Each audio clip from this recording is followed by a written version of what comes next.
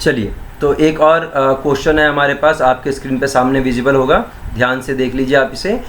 इसमें क्या लिखा हुआ है कि आपने ना एक बिज़नेस स्टार्ट किया है and start a business with cash 25,000 रुपये एंड गुड्स कितना है आपके पास 40,000 रुपीज़ का गुड्स है, ठीक है। दूसरा क्या बोला गया, हमने 10,000 रुपये बैंक में डिपॉजिट कर दिए हैं। तीसरा क्या बोला गया, interest due but not received. आपके पास कुछ स्पेशल एंट्रीज यहाँ पे दिए हुए हैं, मैंने फिफ्थ भी लिखा हुआ है। चलो अगर टाइम परमिट करेगा तो हम आगे भी देखेंगे। तो हमें फॉर्मेट के बारे में पता है, दीज आर आर ट्रांजेक्शंस। हम यहाँ पे लिख लेते हैं एसेट्स, एसेट्स को हम फिर बाद में क्लासीफाई कर लेंगे। फिर हम और यहाँ पे क्या लिखें, फिर और हम यहाँ पे लिख लेते हैं कैपिटल, और मेरे पीछे छुप जाएगा आके आपका liability, capital plus liabilities, capital plus liabilities, ठीक है। अब ध्यान से देखना है आपको, आपने बिजनेस स्टार्ट किया, बिजनेस स्टार्ट किया किससे, कैश से। कैश कितना था आपके पास 25,000 रुपये, आपने लिखे हुए हैं 25,000 रुपये, ठीक। इसके बाद आपके पास स्टॉक भी था, कितने का स्टॉक था जी, 40,000 रुपये का स्टॉक था। तो इसका सीधा सीधा मतलब है कि आपने बिजनेस में कैपिटल कितना लगाया है 65,000 रुपये, कितना लगाया है 65,000 रुपये। 40,000, 25,000 plus 40,000, 65। Whatever you are investing in the business is known as capital, whatever you are putting from your side that is known as capital, ठीक है। एक लोन वाला कंसेप्ट करेंगे, है ना, लोन फ्रॉम बैंक। अगर आपने bank से लोन लिया है तो क्या होगा, ₹20,000, ठीक है। ये एक पार्ट हम करेंगे। अब आपने क्या किया, दूसरे में क्या बोला गया, डिपॉजिटेड 10,000 इन बैंक। आपने बैंक में 10,000 रुपये डिपॉजिट कर दिए, तो अब बैंक के लिए हमें एक अलग से कॉलम बनाना पड़ेगा। बैंक में आपने 10,000 रुपये डिपॉजिट किए, लेकिन आए कहाँ से 10,000 रुपये, इसी 25,000 में से आपने माइनस किए होंगे 10,000 रुपये। तो आपने अपने पैसे कैश से निकाल के बैंक में डिपॉजिट कर दिया, तो आपका एक एसेट कम हो गया और आपका दूसरा एसेट बढ़ गया। क्या इसका लाइबिलिटीज़ के ऊपर कोई इम्पैक्ट पड़ेगा, कोई इम्पैक्ट नहीं पड़ेगा। आप क्या करेंगे, एक लाइन खींचेंगे, न्यू इक्वेशन आपके पास आएगा। न्यू इक्वेशन, थोड़ा सा हमारे पास स्पेस की कमी थी तो न्यू इक्वेशन मैं यहाँ पे लिख लेता हूँ और इसकी ट्रांजेक्शन हम यहाँ पे करेंगे। तो यहाँ पे 15,000 रुपये हम यहाँ पे लिख लेंगे, फिर 40,000 एज इट इज़, जिसमें कोई चेंज नहीं हो रहा है, हम उसे एज इट इज़ वैसे ही उतार देंगे, कुछ करने की ज़रूरत नहीं है। And your total will remain same. Liabilities में कुछ नहीं है तो ज़ीरो लिख देंगे। आपने जो बैंक में पैसे डिपॉजिट किए थे उसके ऊपर आपको इंटरेस्ट मिलना था, लेकिन अभी तक मिला नहीं है। और इंटरेस्ट कितना मिलना था, 500 रुपये का, 500 रुपये का इंटरेस्ट मिलना था। इंटरेस्ट मिलेगा, दैट मीन्स कि आपको प्रॉफिट होगा।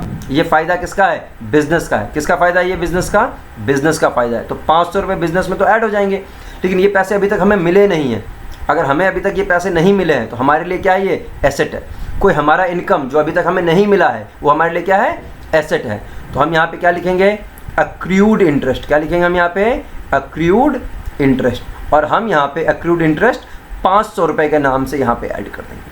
अगर आप ध्यान से देखें तो 500 रुपये से आपका एसेट बढ़ गया और 500 रुपये से आपका कैपिटल बढ़ गया।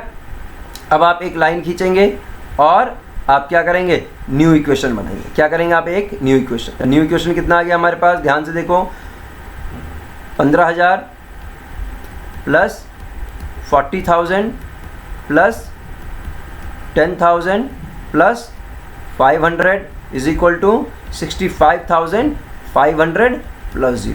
कहानी खत्म। नेक्स्ट क्या बोलता है आपको, आपने रेंट एडवांस में रिसीव कर लिया। आपको रेंट रिसीव करना था, मान लो कि अभी अक्टूबर चल रहा है, आपको नवंबर में रेंट रिसीव करना था, आपने अक्टूबर में ही रेंट रिसीव कर लिया। तो अब क्या करें जी, अक्टूबर में रेंट रिसीव कर लिया है, पैसे तो आ गए होंगे 1,000 रुपये आपके हाथ में, लिख लिया जी आपने 1,000 रुपये, आपने 1,000 रुपये यहाँ पे लिख लिए हैं। ठीक है, मैं थोड़ा सा इसको ना चेंज कर लेता हूँ सो दैट कि ये आपके लिए ना ज़्यादा समस्या ना दे।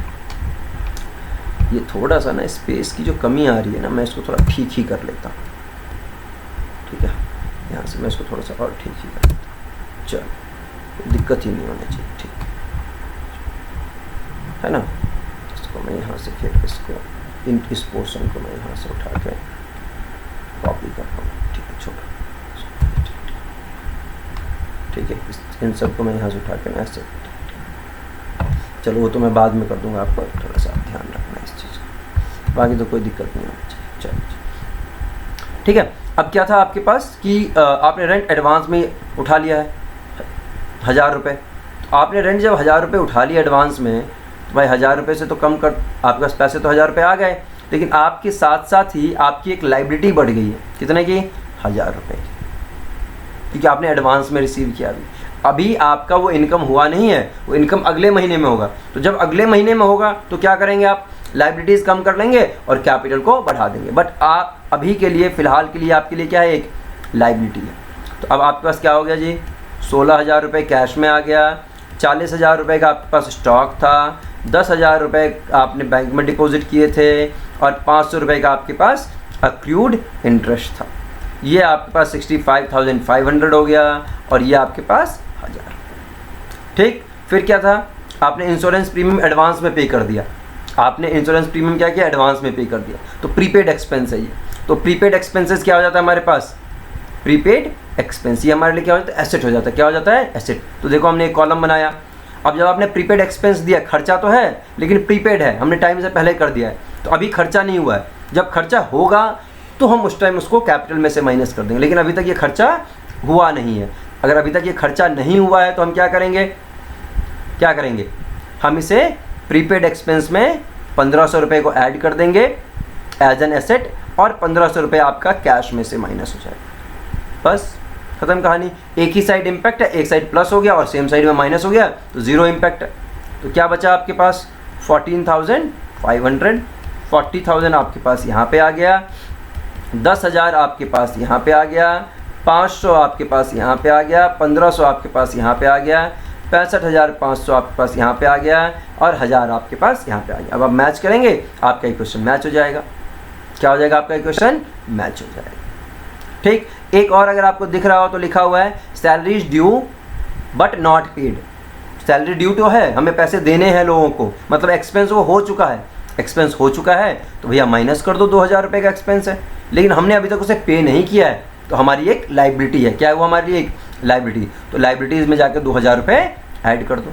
तो हमारे पास न्यू इक्वेशन या फाइनल इक्वेशन क्या बन जाएगा, 14,500 plus 40,000 plus 10,000 plus 500 plus 1,500 is equal to 63,500 plus 3,000।